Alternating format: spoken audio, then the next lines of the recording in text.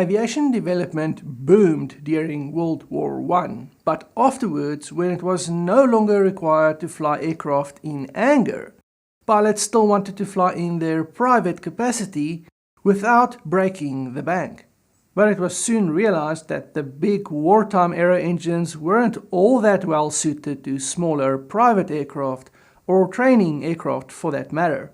They weren't cheap to maintain and operate either, especially with quite short overall intervals, usually no more than 100 hours. Think of the surplus engines from World War I, the rotaries that really only made sense for frontline military aircraft as they were extremely fuel inefficient.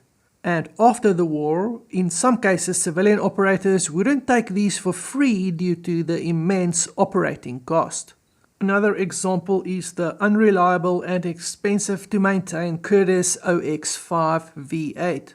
These engines just didn't make sense for civilian use, especially by 1929 when the world went into the Great Depression. Now, flying and aircraft ownership seemed out of reach for all but the rich. A reliable and affordable engine that was also powerful enough to lift 2 people into the air to make it suitable for training was required. One such engine that came about in 1931 was the Continental A40. Up to as recently as 1929, Continental produced only automobile engines. With the onset of the Great Depression, they expanded into the aircraft engine market, and one of their first Aero engines was the low-cost A40. This engine did much to popularize the horizontally opposed cylinder layout, giving rise to just about every certified Aero engine that has been in production ever since. The flat layout of the cylinders meant it offered excellent forward visibility compared to radials, V-engines and upright-mounted inline engines. But the A40 had some unique features that were not carried over to its popular successors. Before we get to that, let's take a look at the A40's specifications. The A40 was a horizontally opposed 4-cylinder air-cooled engine. With a bore of 79 mm and a stroke of 95 mm, it displaced approximately 1.9 liters. Dry weight was 65 kilograms. The direct drive engine produced 37 horsepower at 2,550 rpm. Compression ratio was 5.25 to 1, and it was designed to run on fuel with a minimum octane rating of 73. Specific fuel consumption was around 456 grams per kilowatt hour, which works out to a fuel burn of roughly 11 liters per hour at 75% power. Of course, the narrow width of the engine was a big plus, at just 672 mm, possible due to the valve design, which we'll cover in the next section. The first striking feature of the A40 is its cast nickel iron cylinders. Each cylinder pair is a single casting, and they share a common cylinder head.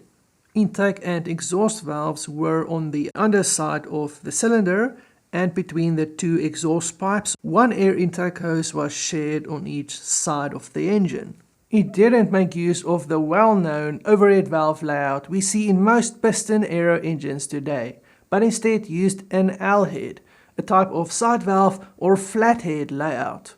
Rather than the valves residing in the cylinder head, they reside in the cylinder block, right beside the cylinder. This offers several advantages. The first is a lower parts count. The valves are arranged to sit beside the cylinder, so the camshaft, which is below the crankshaft, lifts each valve directly via a tappet, and thus no push rods or rocker arms are required.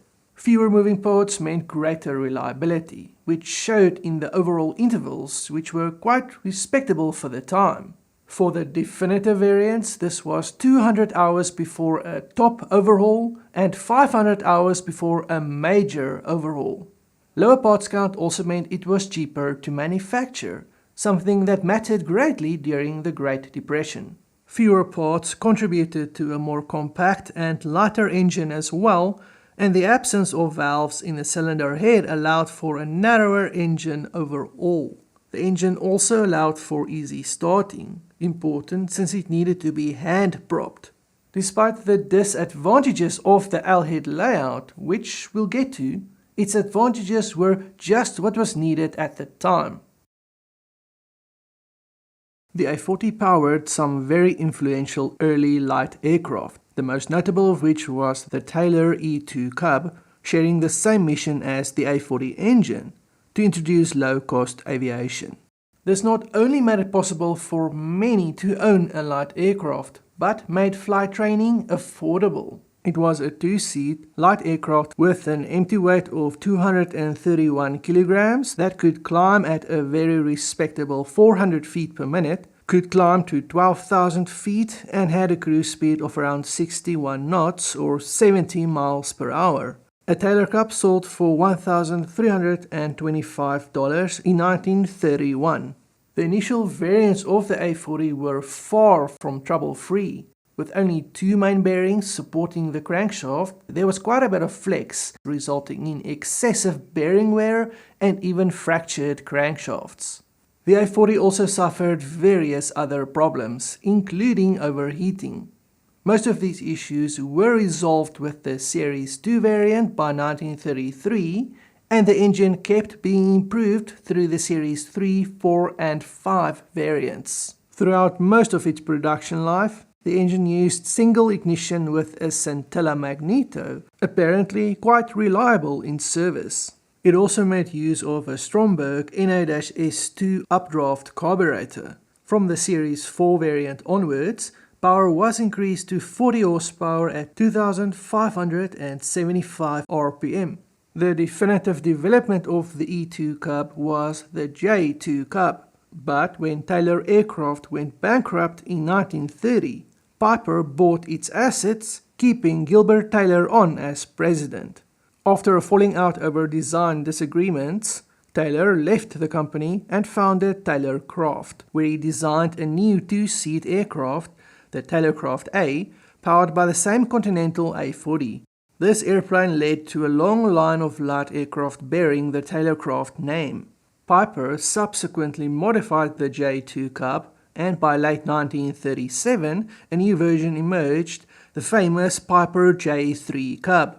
The initial J3 variants were powered by either the 37 or 40 horsepower A40 Series 2 or 3, and the J3C-40 variant used either the single ignition Series 4 or the dual ignition Series 5. Later that same year, the Piper J3C-50 came out, powered by the new 50 horsepower Continental A40. The A40 brought with it what is now the standard layout, overhead valves, with the valves located in the cylinder head, and each cylinder was now a separate casting, and no more shared cylinder heads. Around 2,600 A40s were built in total, production stopping in 1941. Its successor, the A50 family of engines, later redesignated as the A170, comprising the A50, A65, A75 and A80, were very successful and were the predecessors of what was the definitive low-power, air-cooled, four-cylinder engine for many decades, the Continental C90 and O200. All of these used the overhead valve configuration. So why was the layout changed? To answer that, we need to consider the disadvantages of the L-head configuration. But before that, if additional perks like knowing what I'm working on, voting on future video topics, chatting about aviation news and more is something you'd find valuable, consider joining Let's Go Aviate on Patreon. Links in the video description. The first problem with the L-head configuration is that it limits compression ratio. Due to the valves sitting in pockets next to the cylinder, there is an area of dead volume the piston cannot cover, no matter how close it gets to the head at top dead center. This puts a hard limit on how high the compression ratio can go. Another factor also limits compression ratio indirectly, and that is the shape of the combustion chamber and where the spark occurs. This makes the flame front have a long distance to cover, giving the end gas more time to auto-ignite before the flame front arrives.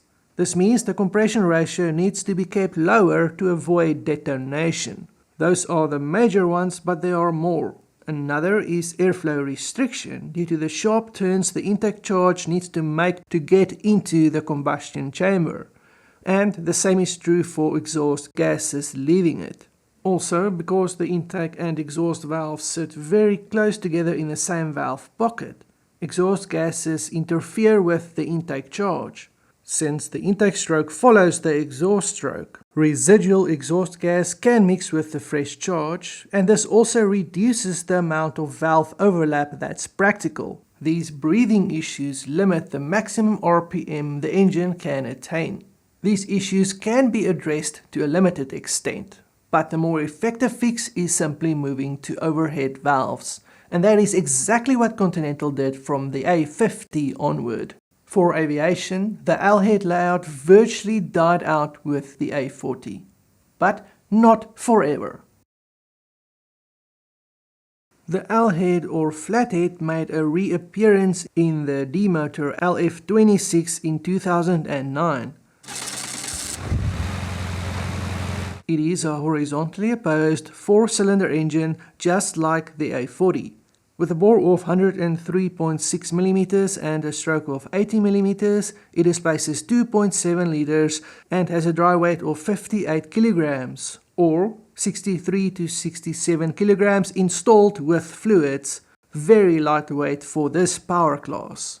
It's a fuel-injected engine with a dry sump lubrication system. And of course, the big difference from the A40 is that it's water-cooled. It produces 94 horsepower at 3000 RPM. Fuel consumption is claimed to be 16 liters per hour, but the power setting for that is not given, and in my opinion, that usually means it's at less than 75% power. The Wikipedia page indicates 26 liters per hour at full power, sourced to D-Motor's website, though I can't find where on the site that is stated. If the 26 liters per hour number is accurate, that gives us around 268 grams per kilowatt hour, or 0.44 pounds per horsepower hour. That may slightly improve at lower power settings. That's not terrible, especially for an L-head engine. Compared to overhead valve engines in the same power range, like the Rotax 912IS and the UL Power UL260i, we see mostly what we'd expect. The D-motor is lighter, partly due to the reduced valve train complexity of the L-head, and fewer parts means less mass, which offsets the added mass of the water cooling system. But it is less fuel efficient, partially due to lower compression ratio and airflow restrictions of the L-head. That is not necessarily a problem, especially if the reduced parts count results in a cheaper and more reliable engine. The D-motor offers a better power-to-weight ratio, but burns more fuel, though the difference is close enough to the UL Power engine to be insignificant in practice. This is no doubt due to the advances made in L-head technology since the 1930s. D-Motor's lineup isn't limited to the LF26 either. They also offer the 6-cylinder LF39, producing 125 horsepower. Let me know your thoughts on the Continental A40, the L-head valve configuration, or its revival in the D-motor. Thanks for watching, and I'll see you in the next one.